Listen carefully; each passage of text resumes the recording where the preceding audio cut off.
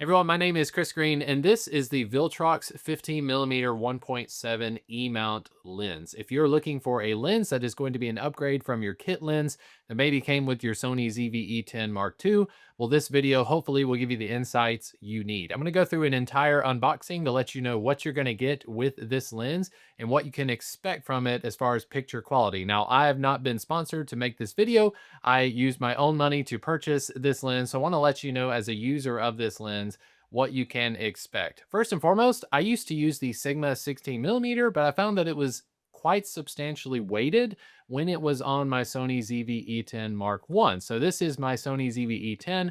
Right now it has the Viltrox 15mm on it. And as you can see, I can easily hold it in one hand. It is definitely less weighty than the Sigma 16.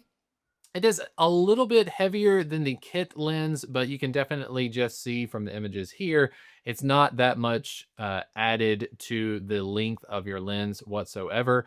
Now, a few things it does come with, I do have this lens hood installed on it as well. So if you're not interested in using the lens hood, you can just simply unscrew this very easily. One thing about lenses, if you're new to attaching lenses or lens hoods, you need to look for white lines and white dots on your lens. So you want to line things up. When you're putting on the lens hood, you're going to notice that there is a white dash. That dash needs to line up with the white dash that's on the lens itself. So when you line those things up, then you can twist it, righty-tighty, lefty-loosey.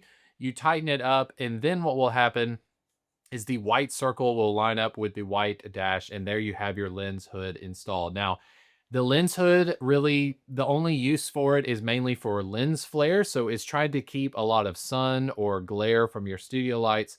It's trying to keep it from directly contacting the lens, especially if it's coming in from a side angle.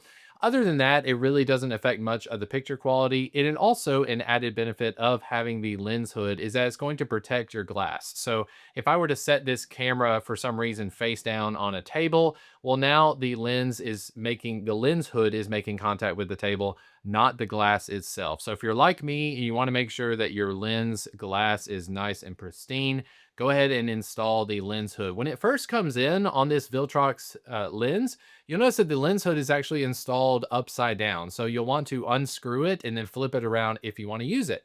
Now that's a good design because if you don't want to be using the lens hood, you don't need to toss it in a closet somewhere. Just take the lens hood, flip it around, and it will screw on to the lens itself. Really doesn't add much of any weight. Now, the same thing applies when you're attaching these lenses to your Sony camera. So typically there is a button like on the ZV-E10 first edition here.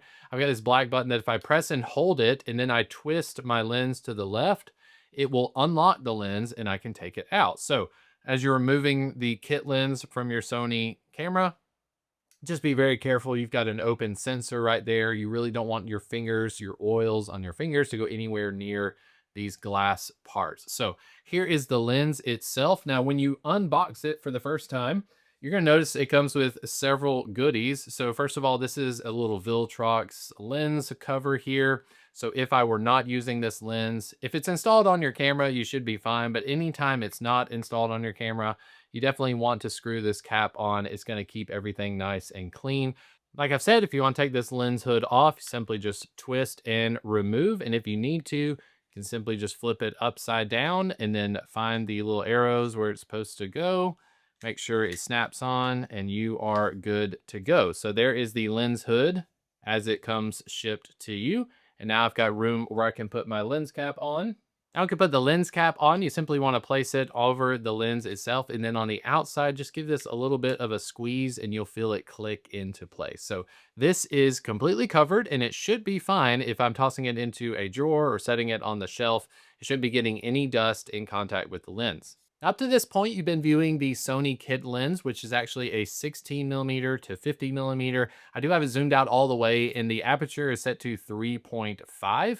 So now we're going to swap it out from the kit lens. And the next time you see me, we will have the Viltrox 15mm installed. So here we go. Okay, so without changing any of the settings whatsoever, this is the Viltrox 15mm 1.7 E-mount lens in the exact same settings, same spot. We're at the same aperture setting. So right now we're at 3.5. What I'd like to do is bump this down all the way to 1.7. So what we should notice is that the background becomes a little bit more blurry. I'll try to compensate with maybe the ISO if things are getting a little blown out. So let's go ahead and switch that. All right, everyone. So here I've got my studio lights in the exact same setting they were earlier. That just shows you what the difference between 3.5 aperture and 1.7 is going to be. So what I want to do is I'm going to start by turning off my fill light, which is here in the side. Let's see what that is able to do. Okay, so we're looking a little bit better, but I'm still quite blown out. So I'm going to take my key light and I'm going to turn it down until I'm getting a similar lighting as I was earlier. All right, everyone, so this is my final shot. I've brought my studio lights down quite a bit. In fact, I believe that the window back there, if I close the blackout curtains, I'll be able to have more control for sure over the light, because right now I'm still getting a little bit blown out, probably because of the window there. But this low aperture setting is definitely going to give a blurry effect. And I find that this is kind of the teetering point. I'm not necessarily always going to be using this aperture setting. I'll go probably a little bit higher, but it's definitely better than 3.5. So anything in the 2 range, I think I'll be plenty fine with this. The Sigma 16 had a similar aperture setting as well. And I just found that having too much of a blurry background, it starts to look like you're sitting in the middle of a green screen. So not saying that this is going to be the aperture setting I'm going with, but the lower your aperture, the more careful you're gonna have to be about blowing things out as far as your exposure goes. So I ended up with a shutter speed of about 1/125. Again, the aperture setting is as low as it will go. I can probably increase it and let's see what happens after that. All right, so this is again with the Viltrox 15 millimeter. I currently have the aperture setting to about 2.5, which is kind of a halfway point between the 1.7 and then the kit lens, which was at 3.5. So the kit lens, the downside is that as far as the aperture goes, I could not go lower than 3.5, but with the Viltrox 15 millimeter, I can go down to 1.7, which gives me an extremely blurry background. But in the 2 range, 2 to 2.5, I find that I'm able to get the best out of my studio lights. I can properly expose for the picture profile that I'm currently using on my Sony ZV-E10 Mark II.